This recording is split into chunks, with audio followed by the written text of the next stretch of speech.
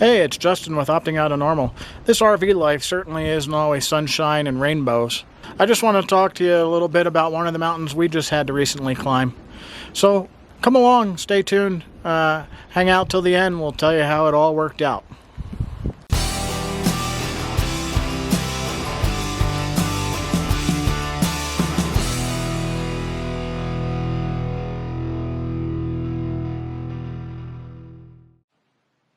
So a few days ago, our refrigerator quit working. Our refrigerator is a Norcold 2118 double door 18 cubic foot RV refrigerator. It works on both gas and electric. We originally thought that the flapper between the two doors did not properly close, thereby allowing the cold air to escape from the refrigerator. So after ensuring that the door was properly closed, that the flapper was closed, everything was good to go, we realized after a few hours that our refrigerator was still not getting cold. The freezer portion was at 20 degrees, which was way warmer than it was normally. So we went down the normal checklist, making sure that we had good heat coming out of the burner. We made sure that the thermistor was working correctly. To make sure that there was nothing wrong with the circuit card, I disconnected the thermistor and let the refrigerator run overnight to see if it would get cooler. I found the telltale sign of an ammonia leak. We had yellow powder that was dripping down the outside of the cooling unit. So we knew at this point we had to evaluate our options. Option 1, replace the refrigerator with an all-new refrigerator. About $4,000. Obviously, that wasn't exactly in the budget, so we started to look around at some of our other options, and we found that we could get a new cooling unit for between $1,100 and $1,500. We continued to come up with stories of people that would have the cooling unit replaced 2 or 3 times and still have issues with it. So we were not real excited about the options of possibly finding a replacement cooling unit from the factory. We could find a remanufactured or refurbished unit for $500 or $600. And then we found this company called JC Refrigeration. They're out of Indiana. They're known for building their own cooling units for both Norcold and Dometic refrigerators. They offer a 3-year warranty on all their cooling units, with the option to get an additional 3-year warranty that you can purchase online. But the best part of this is that they also have other options. If you wanted to get away from the typical RV refrigerator with the gas and electric options, they do offer a conversion that would allow you to put a residential refrigerator style compressor into the RV refrigerator. But they also offer 2 options of that. They offer an AC compressor unit that runs on 0.8 amps of AC current, which is about half of what a standard residential refrigerator will run on. But they also offer a DC compressor that runs on approximately 5.5 amps of DC current. And that is the option that we have chosen to go with.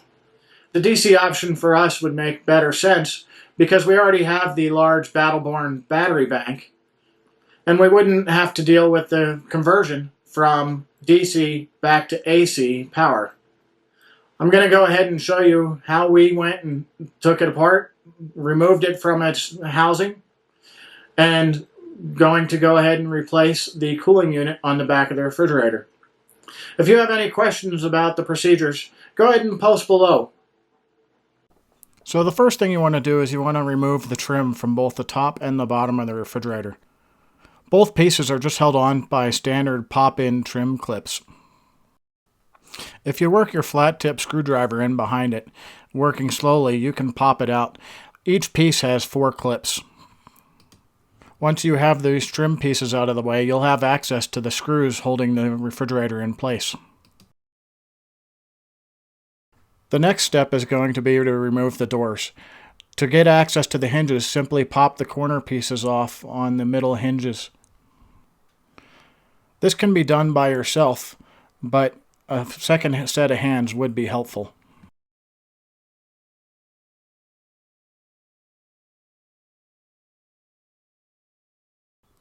Once you have the doors removed, go ahead and start removing all the retaining screws for the cooling unit from the back of both the freezer and the refrigerator.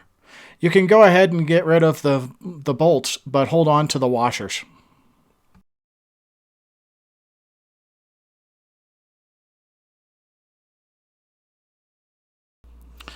The retaining screws for the refrigerator portion go straight across on the back. Once you have that out, it's easiest to drop the whole cooling fins assembly down through the bottom behind the top rack.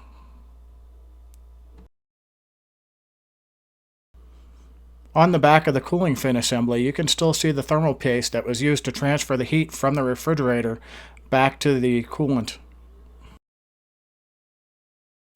If utilizing the DC compressor, you also need to go into the back of the control panel assembly so that you can disable the alarm speaker. There is one screw on the right side of the display, and then there are two screws under the latch covers.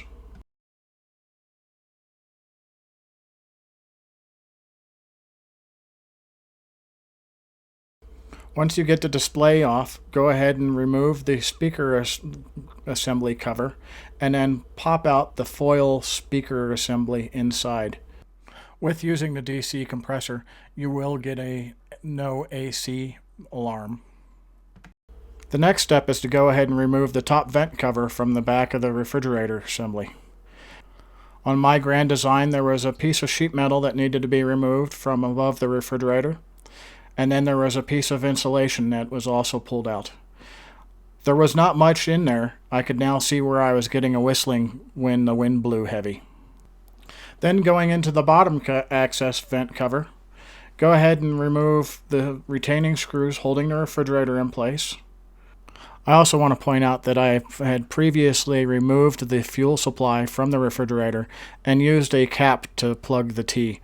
JC Refrigeration did include a plug if you just needed to plug the fuel line. You'll also want to make sure that you do a soap test on the fitting to make sure that there are no leaks. There were only a few things that needed to be disconnected. You had to unplug the refrigerator, disconnect the 12-volt power supply, and disconnect the fuel lines. Once that is all done, you're then ready to slide the refrigerator out of the compartment. Now on my model 2118 refrigerator, Norcold did include two handles on each side of the refrigerator so that two guys could easily remove and carry the refrigerator.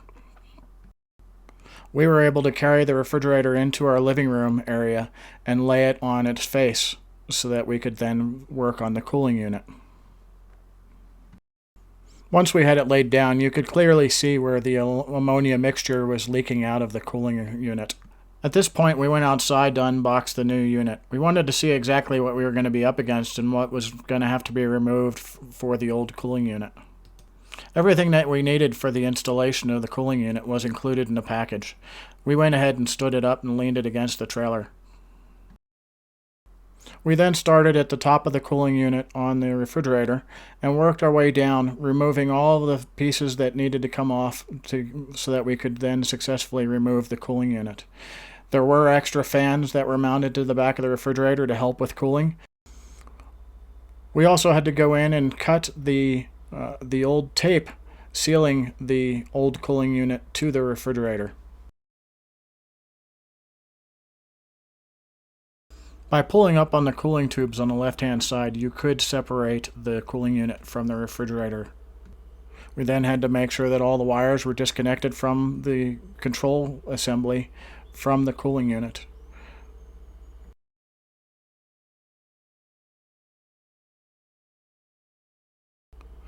Once that was done, it was pretty easy for two people to go ahead and lift the cooling unit straight up and to remove it from the back of the refrigerator. I quickly took it outside and set it up next to the new cooling unit so that you can compare the two of them together. You can see the cooling plates for the new unit are way more stout than the old ones. The next step was to go in and clean out the old space where the cooling unit was and go ahead and start adding the thermal paste to the back of the refrigerator. The old cooling unit didn't even have thermal paste on the freezer section. It just had a thin strip of aluminum. Once the thermal paste is applied, the next step is then to grab some of the Great Stuff foam that is also supplied with the installation kit. You want to go ahead and create two 1-inch passes around the entire bottom edge of the cooling unit area. You want to be able to make sure that that area is sealed up once you go ahead and put the cooling unit back into its place.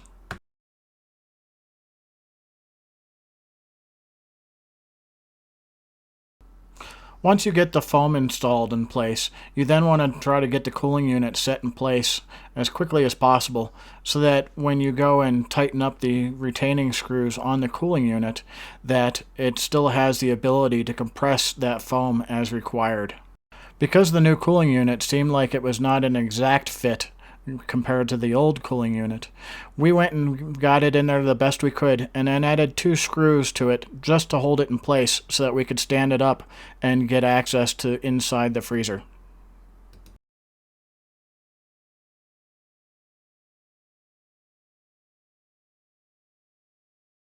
Once we did get it stood up, we realized that we did pretty good on aligning the holes.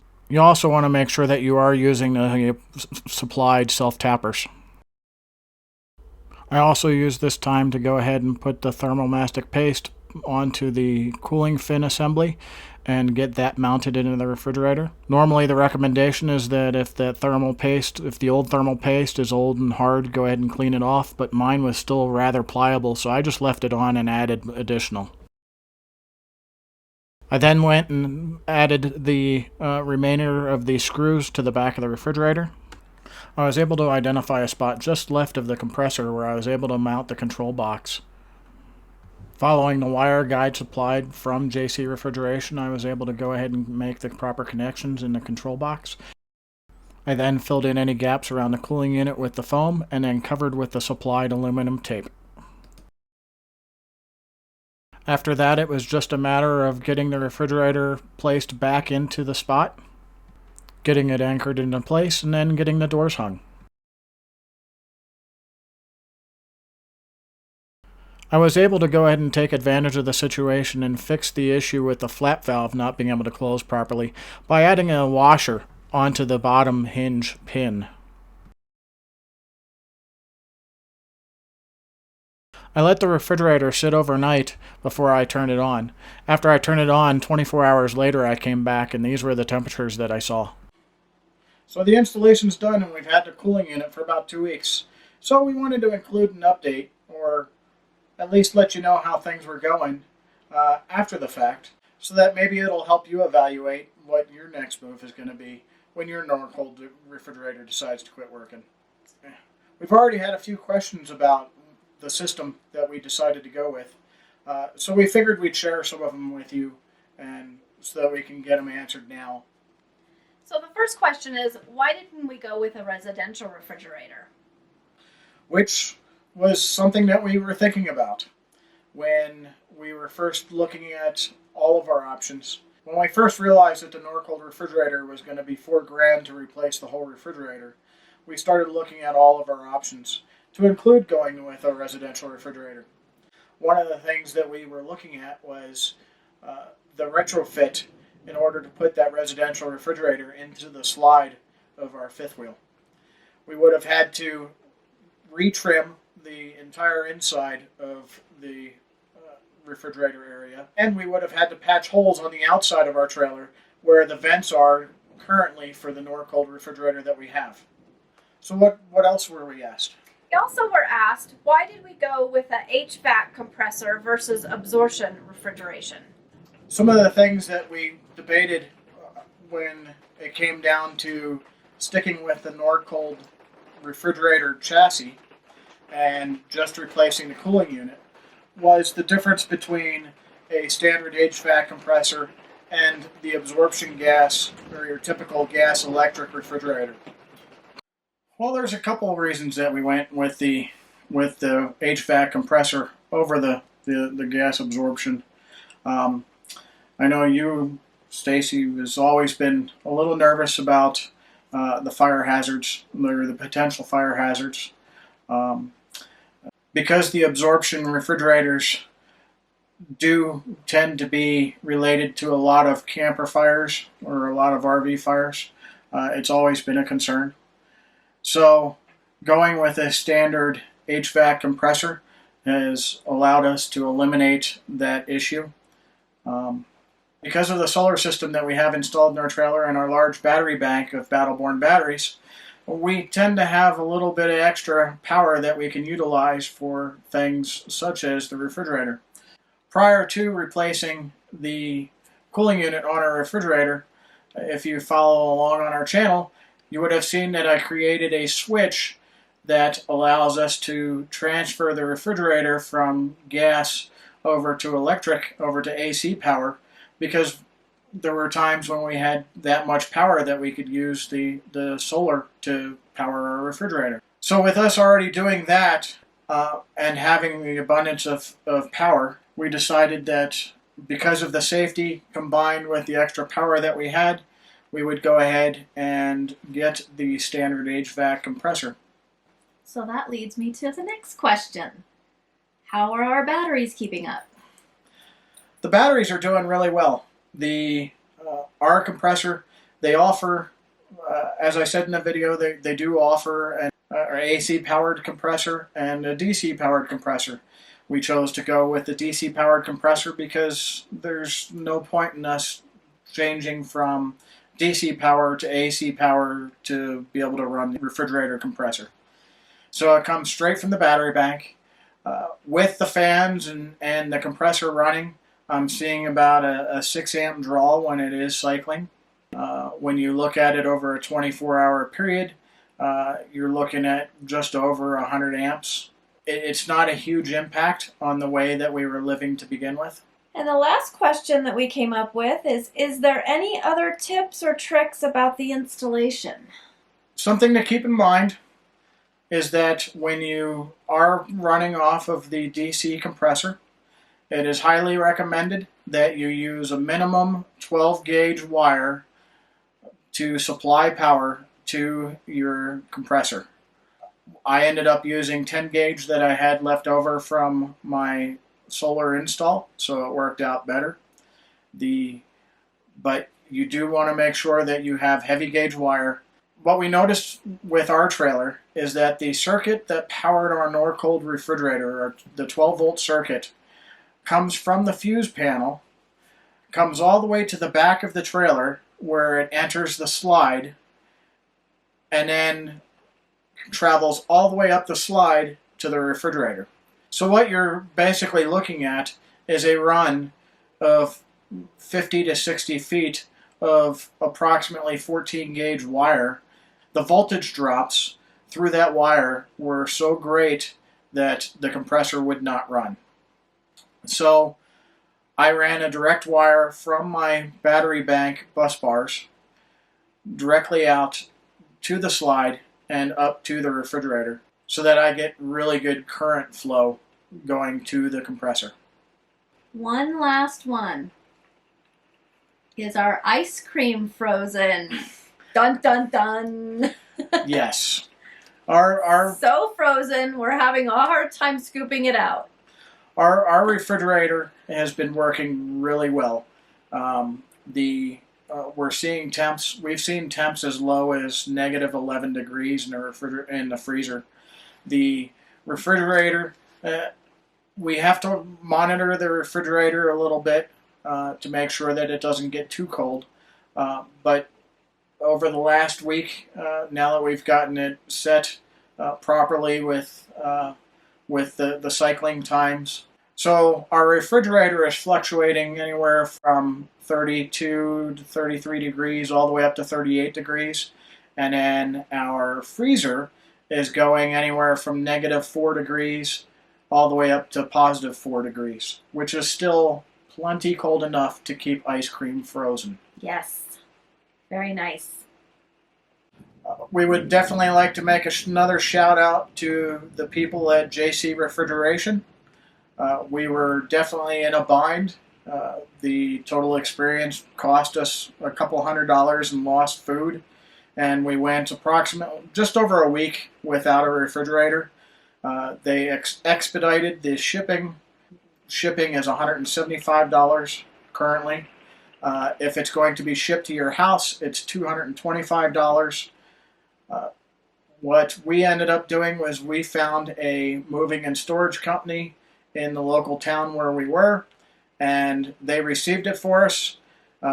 So it cost us $175 for shipping, but then we ended up having to pay $50 for them to receive it. So it worked out the same, but we did get our package without any issues. If you have any other questions, feel free to post them below or contact JC Refrigeration. I will post a link below. They were definitely helpful. If there were any questions, they answered the phone. It was a father and son business, so they know what they're talking about, and they've been doing it for years. So Very good quality. Good quality, good customer service, and we are definitely satisfied with our new cooling unit.